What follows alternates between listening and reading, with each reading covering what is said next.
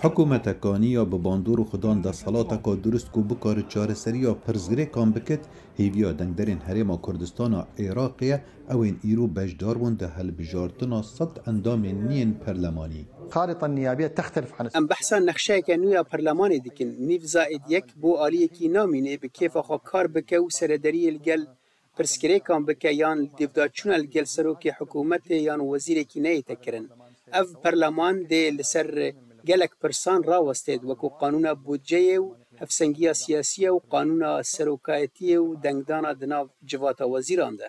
کمیسیونا هەلبژارتنên Iraqê li gor biryareka dadgeha bilind serperiştiya van helbijارتnan kir ku ta astekî mezin rêgire hember derfetên sixtekariyan.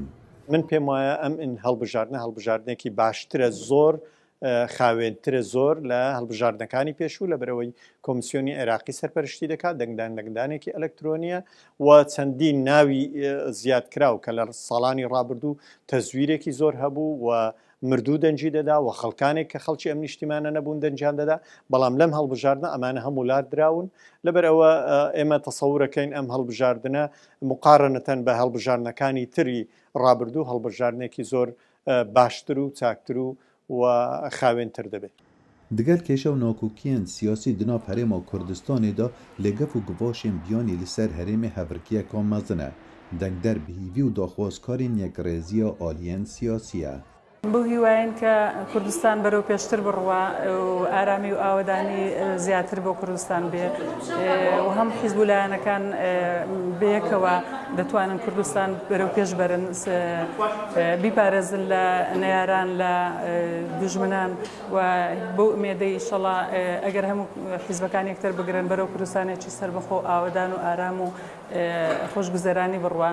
Bigiştî daxwazên dengderan nezehmetin û erkên here biçûkin yê her hikûmetekê. Ew daxwaza kar û jiyaneka bextewertir dikin. Wallahî xer karabayekê hebî, maaşekê verrêk û pêçî bidirêtê. Bay ondaş xerek tayîn kirê, xerkeke her ondeyî devê. Dena lêre birolo dohoşê, lêre birolo Suleyman dixway bezat bikin narê heviyekan bidê. Zor mirteha xerî lewe yo. Hikûmeta nî ya çavarêkirî çend erkên sereke û lezgîn hene çareser bikin. Alûziyan digel hikûmeta Bexda û beşa herêmê ji bûca federal û pirsa mûça û gendeliye û derfetên karî û herwesa azadiyan. Xalid Fettah, Dengê Amerîka.